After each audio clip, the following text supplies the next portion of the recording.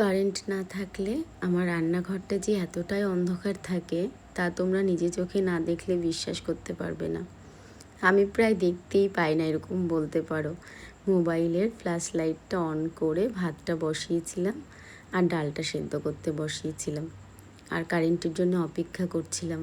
আসলে এত পরিমাণে গরমটা বেড়েছে যার জন্য ঘন ঘন লোডশেডিং হচ্ছে। আর একবার কারেন্ট চলে গেলে আর আসে না 1.5 ঘন্টার মধ্যে। এই নিয়ে কয়েকদিন ধরে খুব মনটার মধ্যে বিরক্ত বোধ করছি।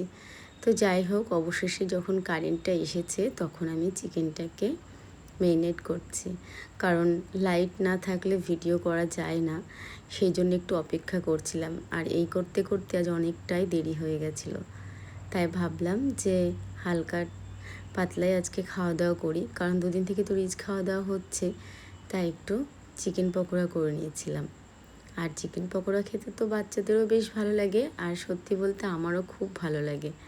একঘেয়েমি চিকেন কষা, চিকেন ঝোল আর চিকেনের নানান রকম আইটেম খেতে খেতে সত্যি হাঁপিয়ে উঠেছে, তাই ভাবলাম আজকে এইভাবেই খাই। তো সবাই বেশ খুশিই হয়, সেই জন্যে আমার কোনো অসুবিধা হয় না, ওদেরকে যা করে দেবো তাতেই ওরা খুশি। তো পকোড়া পেলে তো বেশি খুশি হয়, কারণ আজকে ছুটির দিন, আর ছুটির দিনগুলোতে ওরা নানান রকম আমার কাছে আবদার করে, আর আমার পূরণ করতে বেশ ভালোই লাগে, কারণ ওরা তো আর রোজ থাকে না, স্কুল চলে যায়। ছেলে তবুও তাড়াতাড়ি চলে আসলেও মেয়ে অনেকটা দেরি করে আসে, মেয়ের জন্য ভীষণ মন খারাপ করে। বাড়িতে থাকলে তবুও বলে মা এটা খাও, এটা মানে দাও, ওটা দাও, এটা খাবো সেটা খাবো, কিন্তু স্কুল চলে গেলে তো এই জিনিসগুলো হয় না, তখন খুব মিস করি।